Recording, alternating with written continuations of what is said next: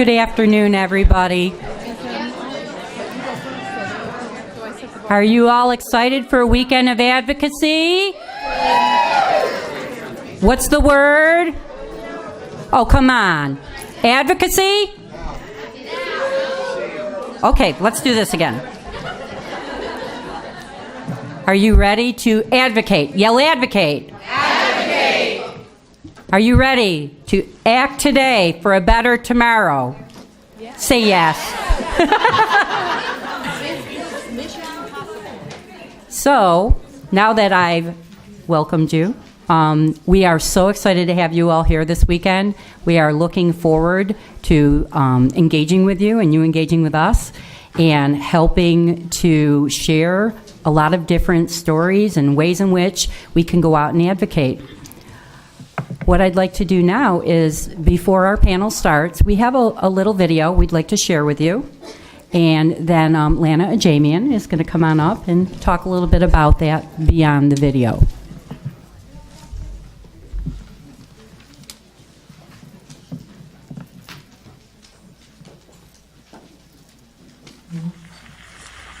At the time of the birth of my last little daughter, an idea came to me. Why not have a national Congress of mothers whose growth would quickly become international?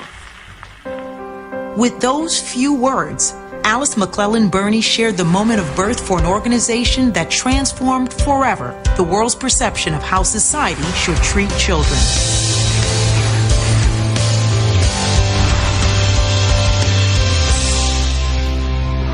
In 1897, and for decades surrounding it, many children, especially the poor, were given little or no education and put to work to help support their families. The work was hard, the hours long, and the toll on their childhood devastating.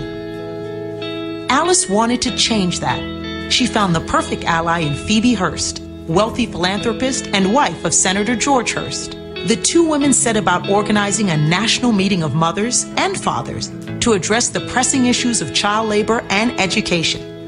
With the help of Phoebe's son, Randolph, and his publication connections, word of the event was spread across the country. Even so, Alice remained humble about her expectations for attendance. I shall be satisfied even if only 25 mothers are there. That first convention of the National Congress of Mothers, held in February 1897, was attended by more than 2,000 people. During the meeting, a platform and a declaration of principles were established to guide the mission of the organization. The PTA found friends in both the U.S. Congress and the White House, with allies like President Teddy Roosevelt, whose involvement, along with other leaders, further reinforced the early mandate to include fathers in the movement. As the association moved forward into the early 1900s, it grew from 100,000 members to 2.5 million, which included members of the National Congress of Colored Parents and Teachers, founded by Selina Sloan Butler, a dedicated and tireless pioneer and advocate of opportunities for both children and women. The spirited work of Selina and her colleagues led in time to the unification of her organization with the National Congress of Parents and Teachers. As the association grew, it reinforced standing policy issues and introduced new initiatives that established the association as the world's primary child advocate, always mindful of its primary objectives. One of the earliest initiatives set by the founders was universal kindergarten, pioneering in what is today a standard component of our education system. Early concern about childhood health issues resulted in the PTA initiating and then spearheading federal school lunch legislation. It was the PTA that succeeded in taking federal legislation to individual states working for and enacting child labor laws. Almost from the beginning, the PTA recognized the need for better treatment for juveniles in the legal system, passing a resolution endorsing a new concept called juvenile courts. For over 100 years, the PTA has left its imprint on broad social programs and education for children.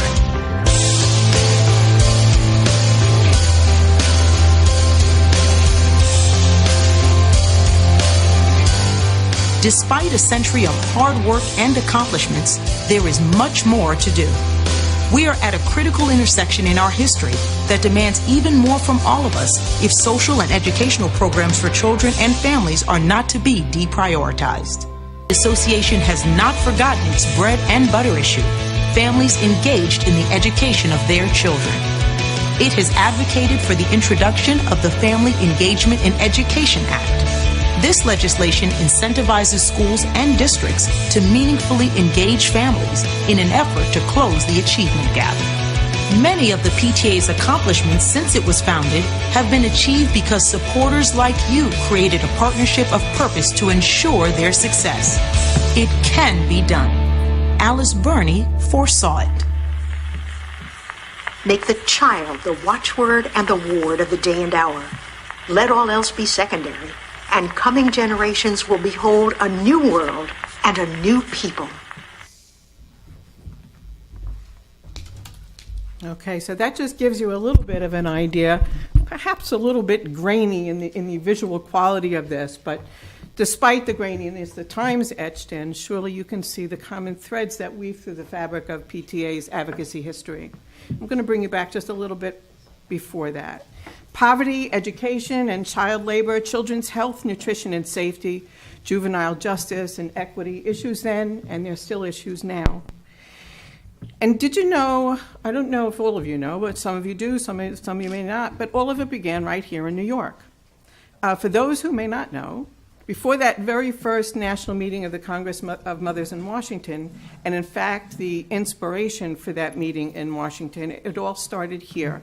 During a hot, steamy summer day in 1895, when an adventurous intellect and believer in the power of education and a mom, Alice McClellan Burney, and a group of concerned parents gathered around their Adirondack chairs at Lake Chautauqua, and with their cooling glasses of lemonade in hand, they spent the weekend at the nation's first child study center, discussing the issues of the day for children and families.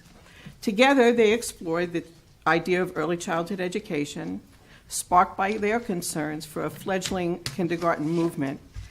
And together they shared their passion for ideas and how they might take those ideas to action to help others. Ideas to action, we have to keep that in mind, right?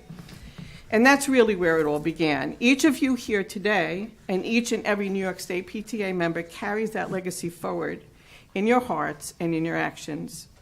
So while your PTA ancestry and advocacy mission actually began that summer weekend with Alice and her friends, nearly 120 years later, our mission really remains the same, to better the lives of all children.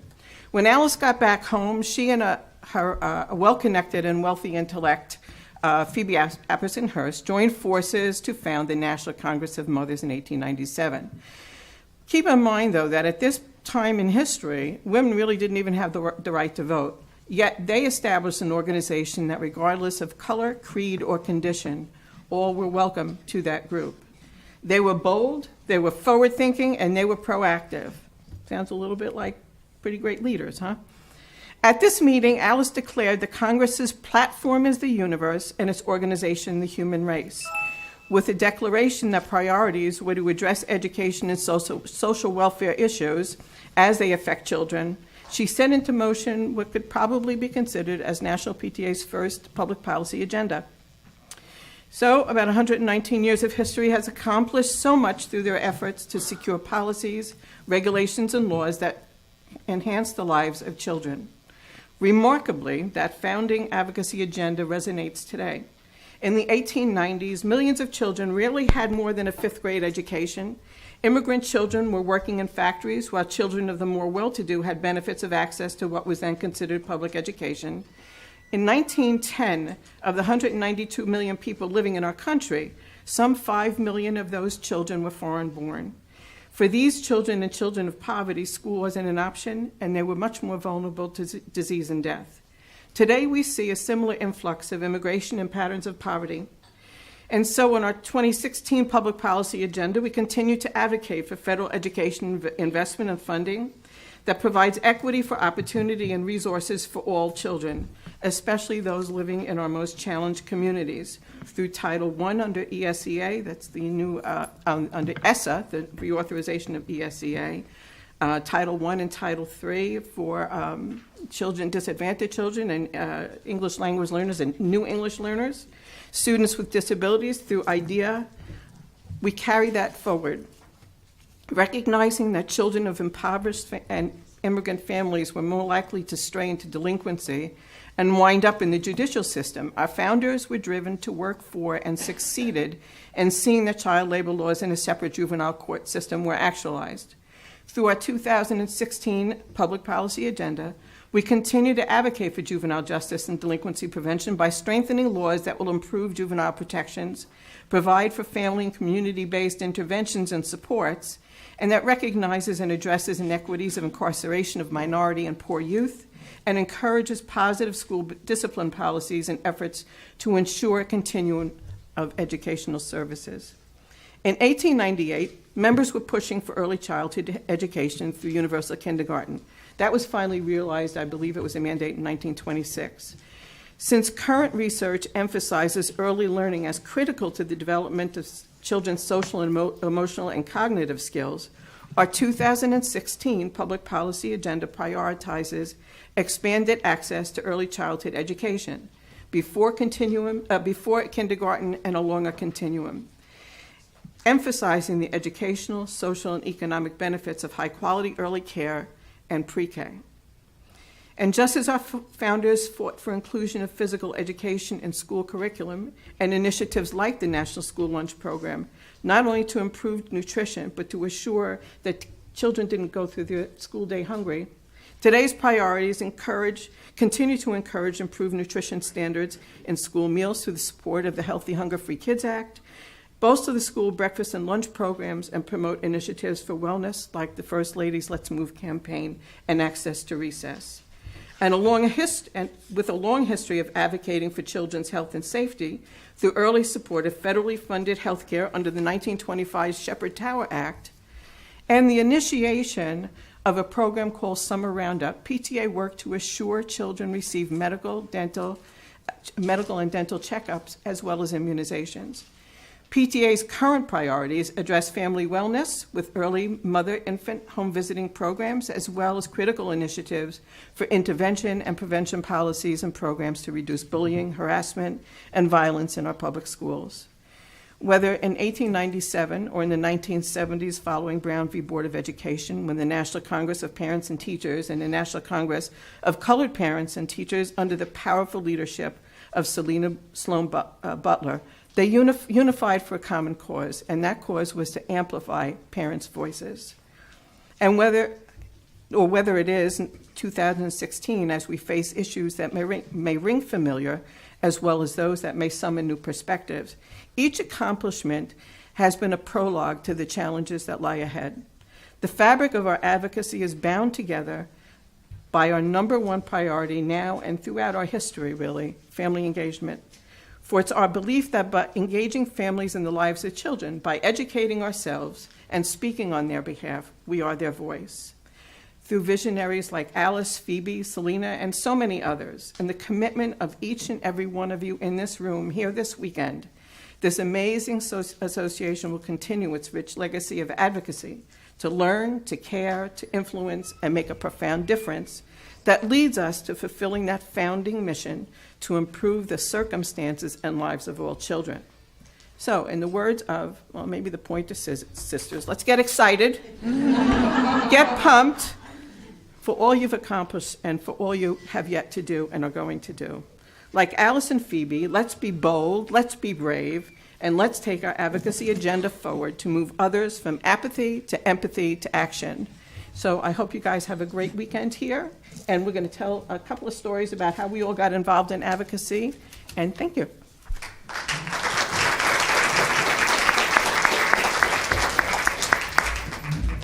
Thank you, Lana.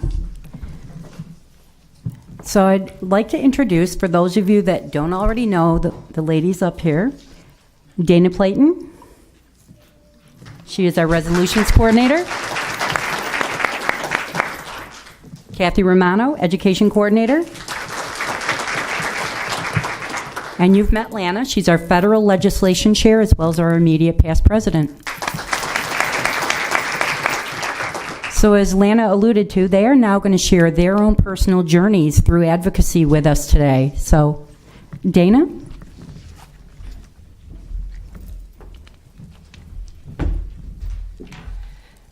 When we first started to talk about this weekend, the advocacy team, we started planning and thinking about what we wanted to focus on and maybe to change things up a little bit. We said we really need to get down to the grassroots and let everyone in the room know how easy it is to be an advocate. And a lot of people think that some of the work that we're doing is a little intimidating. And we're here to share our personal stories, to show you where we came from and how we got to what we're doing, but how it really isn't intimidating. It's really kind of easy, and it's actually quite a lot of fun. If you had said to me when my oldest son, who is now 26, if you had said to me when he was in kindergarten that I'd be doing the work that I'm doing now, I would never have believed you. I would have thought, are you kidding me? That sounds so boring, right? You know, I have 3 little ones at home, and like the thought of lobbying or legislation, following politics, that was not my thing. But we all got involved for the same reason, because we had children. My son was in kindergarten. He didn't come home with any news or information about what was going on, so I had to seek that information, and I volunteered at the school. And that's why we're all here, because we volunteered when our kids were in school. Fast forward a few years, my youngest son is autistic. And when my oldest son would play baseball at our local park, the playground was not accessible to him. He had poor motor planning skills, and he could not get onto the slide. It wasn't a typical stair situation, so there was no way for him to get on it. The swings were not accessible to him, and it really, quite honestly, it made me angry. I didn't do anything about it. I didn't think to do anything about it. All I did was complain to the other moms at the games, and that's all that I did. And then one day, I walked into the bank, the building where my bank is, and I happened to, the very first time, notice that in the same building was our local county legislator's office. And I had seen him plenty of times come to a PTA meeting for a ribbon-cutting ceremony or some kind of celebration. And on a whim, with my 3-year-old son on my hip, I walked into his office. I had no idea that I was being an advocate, and this is the truth. I just said, well, let me go speak my mind. I introduced myself to him, and it turned out that his grandson is autism. And he had no idea that the local park had this playground that would be a problem for any kids who had any kind of physical disability or just really small children in general. It really wasn't accessible and safe for small children. And it kind of got the ball rolling. Again, I never thought I was being an advocate. I never really thought that I had any influence on the fact that 6 months later there was a brand new playground, but I was pretty proud of that fact. Never put 2 and 2 together that I was being an advocate.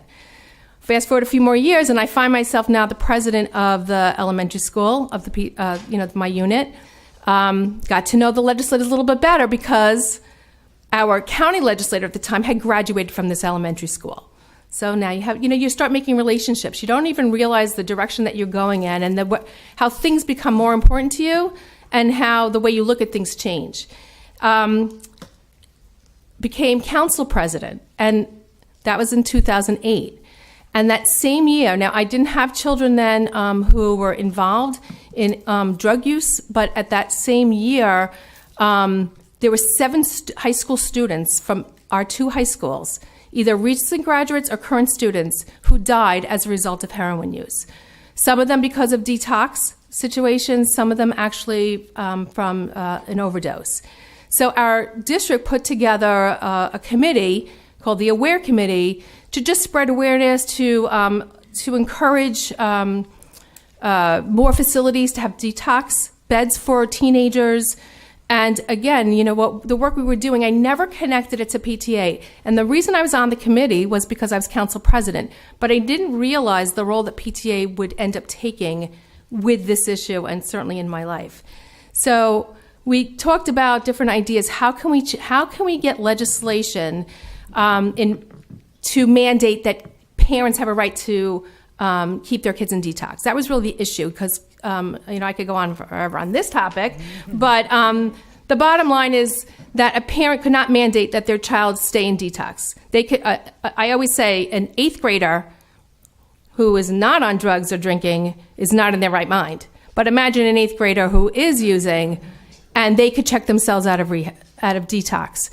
So my friend Sue, who is in the back there, she and I were attending this conference, and we said, you know what? They always give a workshop, how to write a resolution.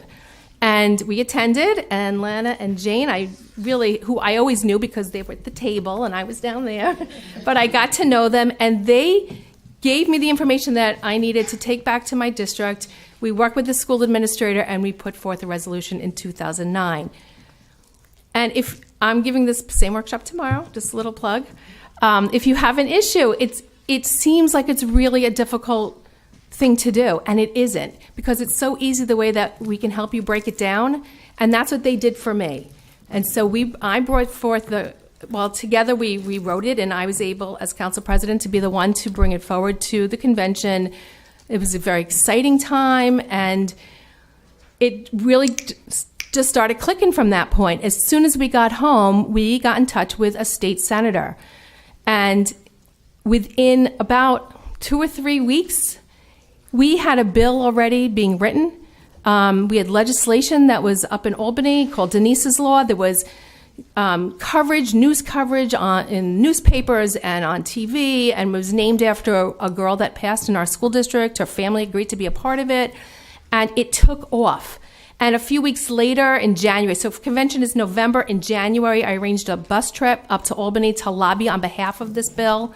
And the legislation chair at the time was Susan Petto. I think, is she here this weekend? I know she'll be with us on Monday. I don't see she's in the room. She was the legislation chair at the time. She met us at the Capitol, and she really mentored us that day. And she taught us what to say and what to do and how to do it and how to make appointments.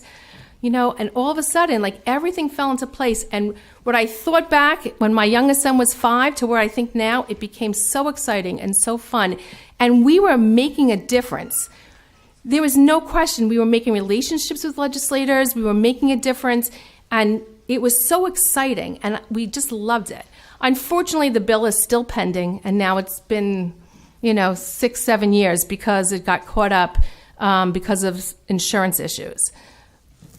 So unfortunately, we were already, making our reservations to watch the signing of the bill, on the floor of the Senate and the Assembly and all. But it's still pending. But I loved it. And what I didn't know is that I guess I caught the attention of my friend here, my now friend. And although she came to me at SLC the following year and said, would you be interested in being the resolution specialist? I said, what does it do? What do you do? Well, you read the resolutions at convention, and that's about all she told me. I'm like, I know how to read. I can do that. No more diner for you. Right. And then I said, I have to think about it. She called me 2 days later. I can visualize where I was, what I was wearing, and she talked me into it. And of course, it turns out that the binder just doesn't happen on its own, as I thought it would. It turned out that was my job. But my friend here also mentored me through that. And, I say it all the time, and when I give my workshops on advocacy, we're all just moms or dads or teachers, and that's how we all get into this, but we're more than that. And we have sat on Lobby Day. I've been a part of the New York State advocacy team for several years now, and we sat there, and one state senator in particular, and I won't mention a name, although he's no longer in office, but he looked at us like a bunch of mommies, and he was so patronizing. But then you see some of the people that are around me, they start talking, and well, all of a sudden, he did not know what to say, because it turned out that he was the dumbest one in the room. So, they started to take us very seriously. And the point is, it's easy. It's making relationships. Now when we go to Albany, they recognize us, we recognize them, they know us. It's a little schmoozing, it's a little PR, but you get the most done with good relationships. I'm also now the legislative chair for my school district. So I keep moving in that direction, and I do legislative forums, and I plan lobby days for the students in my school district and for the parents in my school district. And when I see now my local legislators, and we're greeted by first names, or just sometimes they may not remember my name, but they know Ajem. And that's what it's about. It's about making good relationships. You get a lot of work done just by making good relationships. And I just have to say that, I have these moments that I just have to pinch myself because I do think back to being just a mom. And then I'm sitting last year with several of us here in Senator Schumer's office, and we're making a real difference on federal legislation. How does that happen? It's really easy. You just have to pick an issue, go talk to your local legislator, your town legislator, your school board. Start with your school board members, and you can affect change in your own school district. Very easy. Just walk into their office. They will never turn you away. Sometimes you get a lot more accomplished with one of their aides or assistants. That's great because they're going to listen to you. They're going to take the time. So you're not just a mom, you're not just a dad or just a teacher or just a person sitting in this room. It's really easy. And that's just the message that I want to share today.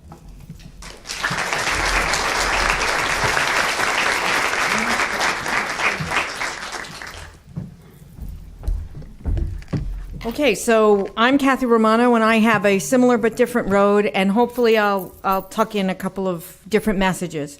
The theme of this conference is Mission Possible, so I hope by the end of at least this presentation you understand that there's nothing special about us, but there's something special that we all do together.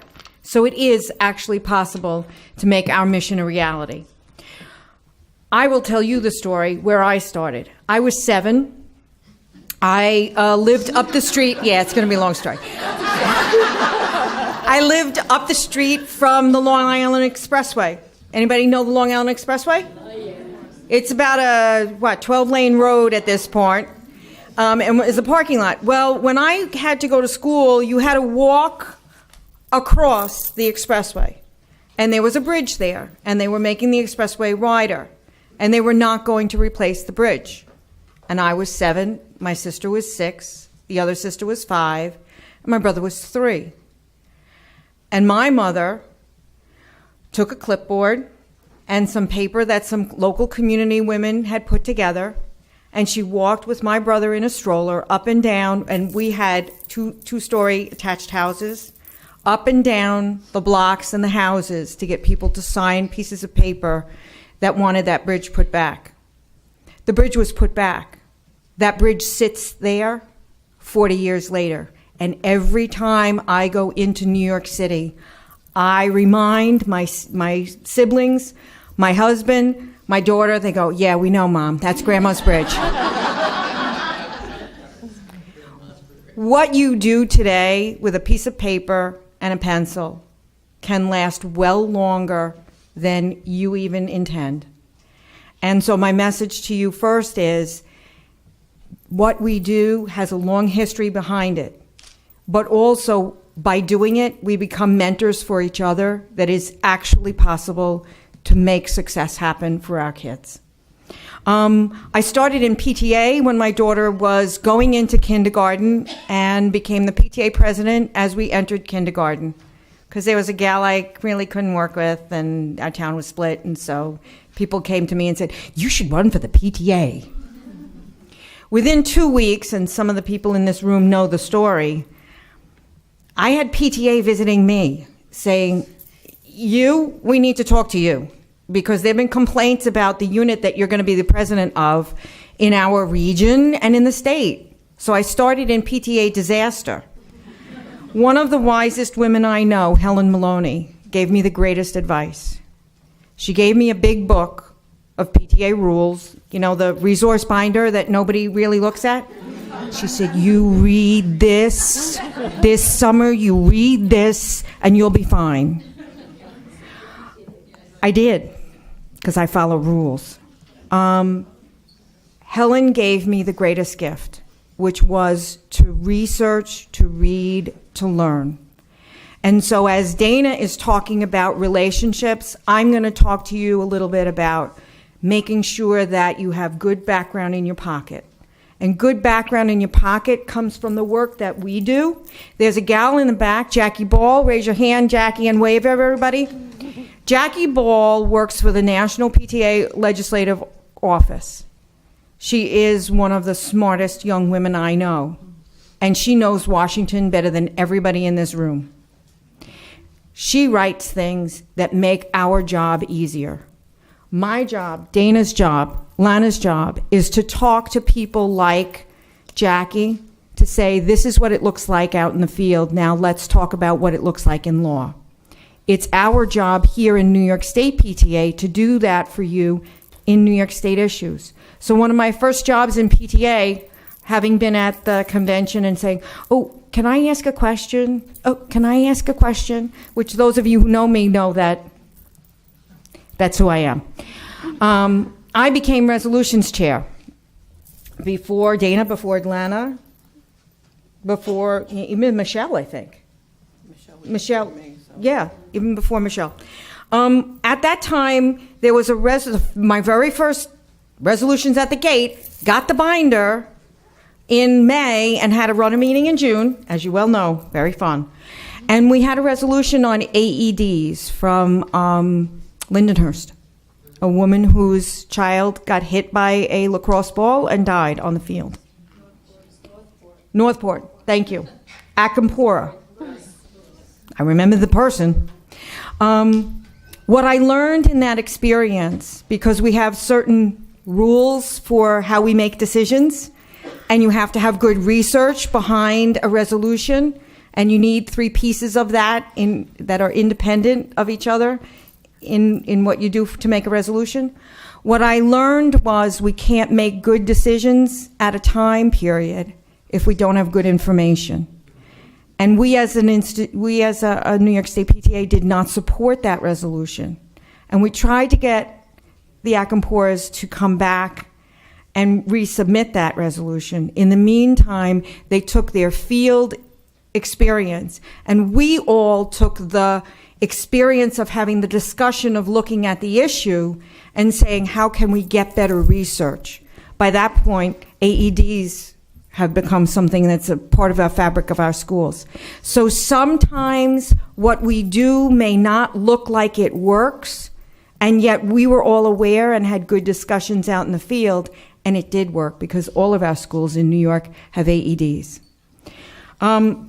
I happen to be lucky enough, I've worked on national PTA committees, and it's really interesting in national PTA committees to not only look at the perspective of what's in your own community or your own state, but to look at it from a bigger picture.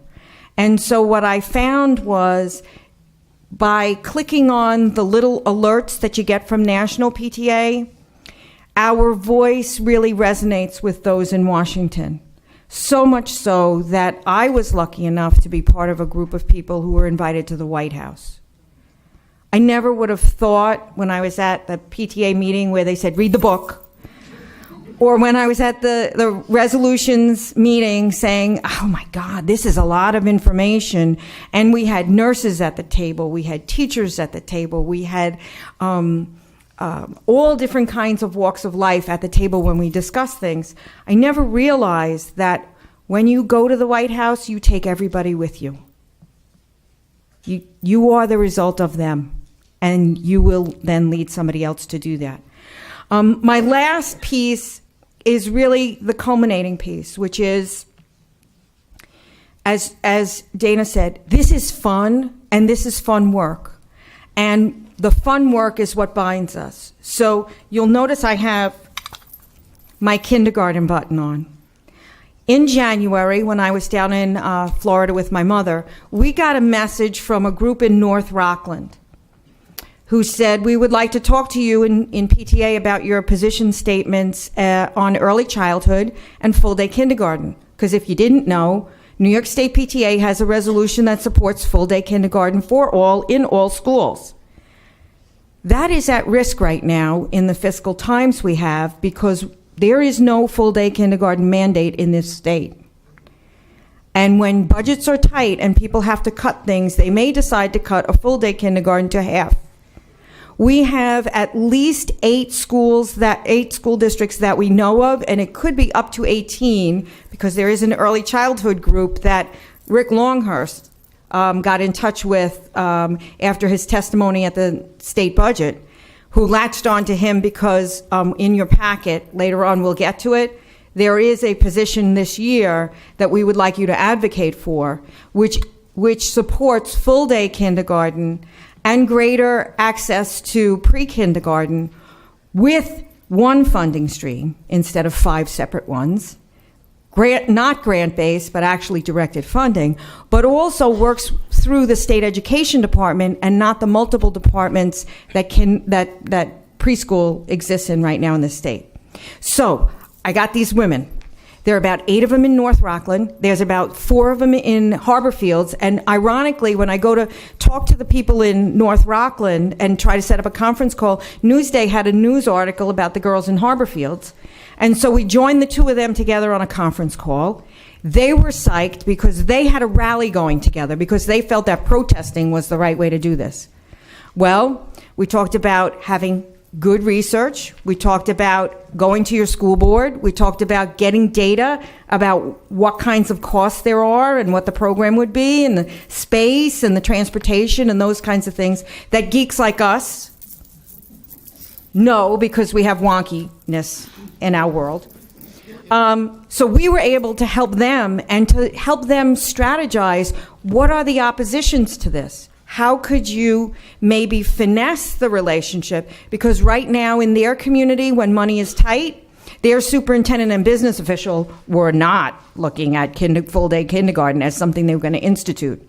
Neither did their community. They did not necessarily have the full support of their PTAs because we have other priorities. And what they did was they started through this conference call to make connections with other people. They asked to have a meeting with the superintendent. Rather than doing it at a board meeting, they said, oh, can we have a meeting with you? And they presented what material they had. They presented their strategy. I have a pink folder up here. Lana, can I just... Thanks. They have a pink folder here. They, before we ever came around, looked at what the fiscal implications were and created a flyer. They created a flyer locally to pass around. They gathered research and data together so that when they went to see the superintendent, they had a strategy. They also had seen a local legislator who bit immediately on the idea of full-day kindergarten, especially when they had a fiscal issue in the community anyway with somebody who was not paying taxes as a business in an industry.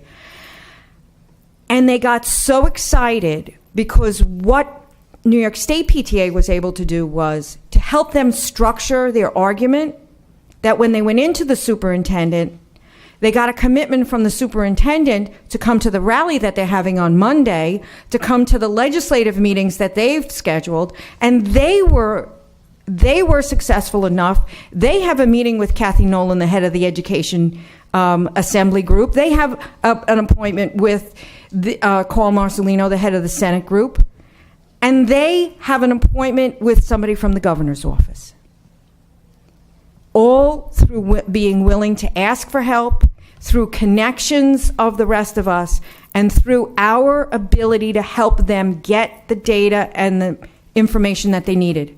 We didn't have to do the research. All we had to do was point to where it is. So you learn a lot. By the last time I got on the phone with them, they were like, oh, you're my hero. I was like, no, I'm not. The woman who got the bridge and the overpass on the bridge, that's the woman who you should be thanking. Because if it weren't for her, I would never be doing what I do. And they are having so much fun between North Rockland and Harborfields, which is on Long Island, that they're now going to build a connection that's going to last for a while. So it is a very exciting. Sometimes you win, sometimes you don't. They got disappointed that they didn't get the superintendent to put full-day kindergarten in their budget, but they did get the superintendent to come with them on their meetings with their legislators, and that's the person who has all the knowledge about where the money is. And so I said to them, don't be disappointed that you didn't get what you wanted locally. You've got an advantage by having somebody to help you advocate in the state. That's an even better win. Celebrate the little wins, because the little wins, like the woman with the clipboard, make big things happen, and you can do it.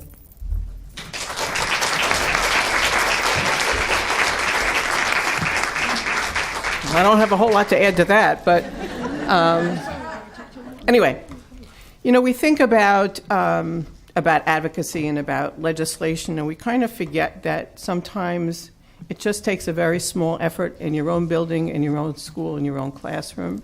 You know, we all kind of started out as advocates when we go to our kids' parent-teacher conferences, or I remember having to fight for one of my kids to get on-time testing for her SATs, or sitting as a council president and listening to the legislation report and seeing the entire room just like glaze over. You know? But we start out in our buildings. We start out with small efforts. We can start out in our kids' classrooms. We can start out with our school boards. It's not this big, intimidating thing that we perceive. When I was council president, we had a bond issue come up. It was a $44.8 million bond. It was the biggest bond the district had ever floated. And God, I was council president at the time, and I remember the superintendent calling me and say, well, this thing goes down, it's on your head. But just to rally, you know, that's another piece of advocacy. It was to rally the community behind that bond. It was a couple of days before the bond was coming up for a vote, we had a group of senior citizens, and it's not to be critical of senior citizens, but that's who it was, that were out in the malls and in the food stores, you know, saying, we don't want to pay higher taxes, blah, blah, blah. We had to act so quickly. We put together a rally. I remember being in the parking lot of Office Depot at 7 o'clock in the morning. We had flyers, we had millions of things. Everybody came in their cars, they brought their cars, they took those flyers, and well, you can't really put it in the mailbox. You could put it in the door handle of somebody's front door. That bond passed by a huge margin. That is also advocacy. It just isn't only going to a legislator. There's so many things you can do home for your own children, for your own families, and you start out there and then you get to see the bigger picture. So we decided then that we were going to bring AIDS education into our school district. And let me tell you, in the early 90s, that was no easy feat. We had, a wonderful high school principal, but we said to him, we want to bring in this program. He said, really? And while it was part of the curriculum, they had never had anything like that brought into school. And a friend of mine and myself said, we're going to do this. So we got together a committee. It was the first AIDS awareness committee in my school district. And we went to Cornell Extension. We took training so that we knew what we were out there talking about. We went to every presentation possible in the tri-state area. Met presenters, met people living with AIDS. We met with medical people. We had people fly up from Washington. And then we somehow convinced the high school principal and his staff to give us 3 days at the high school. We brought in speakers. It was an incredible program. It was a very difficult time to get that program put in, but we did our homework, we did our research, we made sure we were trained, we made sure we had people that could be there to support us. You target the people who can help you and be there as your support. And it was such an incredible journey for us and for the school district. Only last year we had done a project where we had the high schools and all the elementary schools contribute pictures and made a quilt. That quilt only came down, this was in 1993. That quilt came down last year, had been hanging in the lobby of the high school. With the kids' impressions, we took their pictures and the parents transformed them into fabric squares for a quilt. And that hung up in the lobby of the school. Every time you walked into that school, you knew that school was invested in their health program and was working with these kids. It was just an incredible journey for us. So in your buildings, there's so much you can do. It's not that you have to go to the state legislature. When I got to Nassau Region, after I was council president and I was an assistant director, I said to the region director when she called me to ask if I wanted to do this, I said, well, yeah, okay, I'd love to do that. I said, but what's the chances, kind of interested in this legislation thing. Could I sit on the legislation committee? She said, oh, sure. So as my first year as an assistant director, I loved working with the presidents. I loved going into the units and working with them. Comes the end of the first year, I thought I did a really good job. I get a call from the region director. She said, you're the next legislation chair. I said, excuse me? She said, you're going to be the next legislation chair. I said, I can't do that. I've only, been to a couple of meetings. I have no idea what they do. She said, no, you're going to do this. She said, you asked to be on that committee. This is going to be your new role. So as legislation chair, when I first started out, I got a call from a parent. I remember it was in Seaford in Long Island. I got a call from a parent in Seaford saying, you know, Suffolk County passed this law about disposal of mercury thermometers. Do we have anything like that in Nassau County? You know, they talk about connecting, you know, mercury is a toxin and with children's health. And are we doing anything with this? I said, you know what, let me see what I can find out. Well, Nassau County at the time didn't have a law, but in researching it and working with, actually, she was the vice president of advocacy, that Dr. Maria Fletcher, who was a nurse, who knew a lot about it, and working with, where's Pat Acertato? She mentored me to writing a resolution, and she actually, I did the research, but she helped me put it together. We took this one little question from a parent, saw that it had not just a local or a county impact, but it was a statewide and a national issue. So we wrote this resolution, we got it onto the floor of convention, and I don't think I have ever been so frightened in my life to have to stand up there for 2 minutes. I was ready to, you know, I had a little bucket next to me because I didn't know what was coming. But what was most impressive is after you get through that 2-minute support of the resolution piece, a parent got up and went to the floor microphone.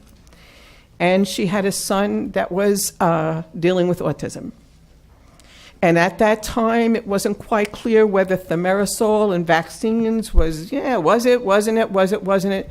And she spoke so passionately at that microphone about what her son was dealing with and how important this was for us to get behind, because you don't know, and it may not have that particular outcome, but we knew it was dangerous for kids. And she was so passionate in what she said. The resolution went through with no objection at all. It went through unanimously, but what an incredible feeling. And then we sent that resolution to Senator Marcelino, at the time was the chair of the New York's the Environmental Conservation Committee. That spring, the words of that resolution were incorporated into law when the law came up for a vote in the spring session. And that in itself is amazing. But it was the sense of that parent saying, my kid needs help. I know other children will need help. Let's get behind this. And it really was an incredible feeling. So from there, that was really the launch pad to say, all right, next step was, well, now you can be the chair of the State Resolutions Committee. Hello, I Right? get it. I understand. Right? Walked into that. I never sat on the committee. I had no idea what the committee was, but it was an incredible journey of walking through this with a lot of people.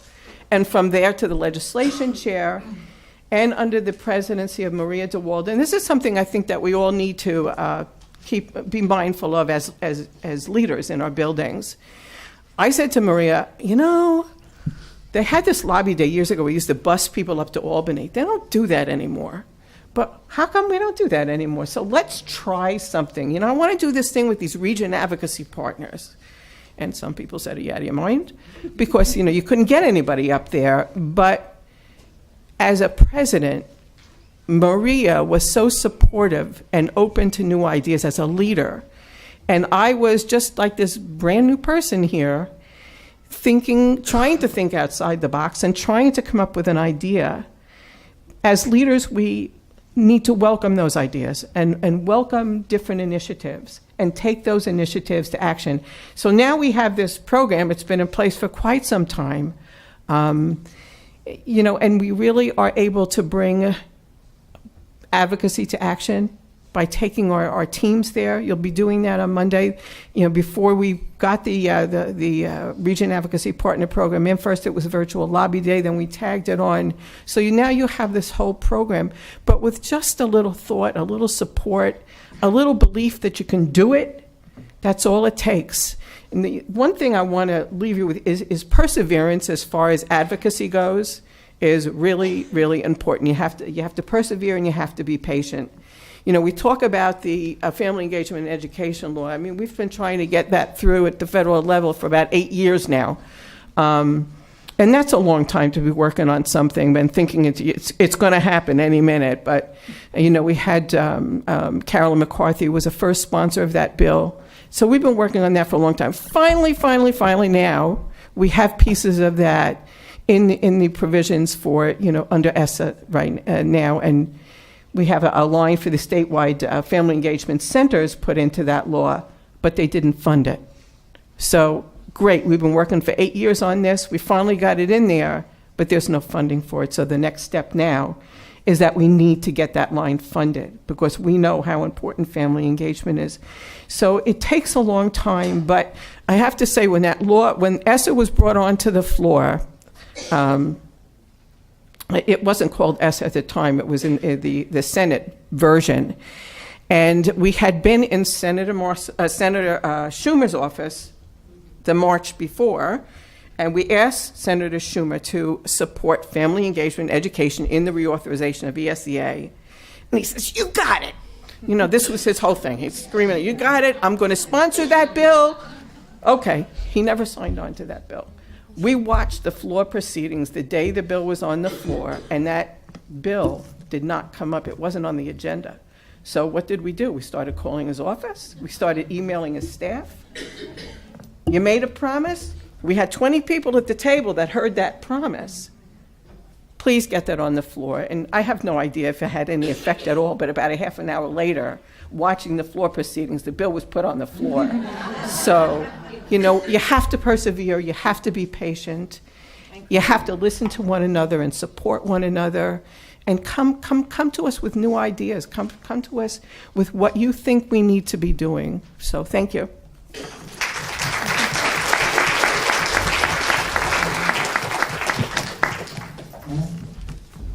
And I can't lead you in this, but please let's give a big round of applause.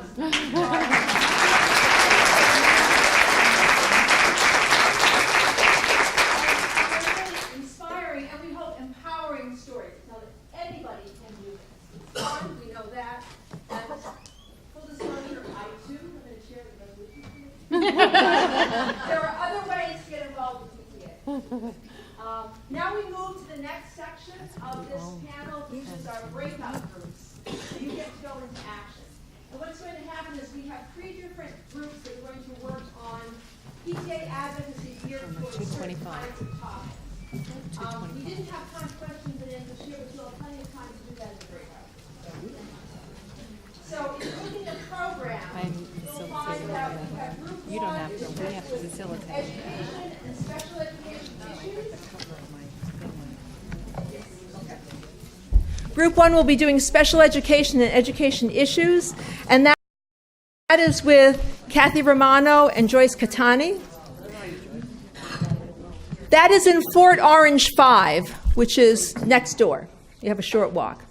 Those who are interested in family engagement and school district issues, Dana Platin and Susan Smoller are going to lead that group, and they are in Town Hall. You would have to head out this door and to the left and keep walking until you see the signs for Town Hall. It's a little ways down there. And then group 3 is working with health, environment, and safety issues, wellness issues basically, and that is Lucille Vitale and Ann Ehrlich, who are out there. That also is in King Street 4. You would head out these doors and take a left. Okay? So we'll have a snack afterwards, but you want to move fairly quickly to your group. Self-select whatever kind of topic you would like, and I wish you good luck. All right. Thank you very much. That was great.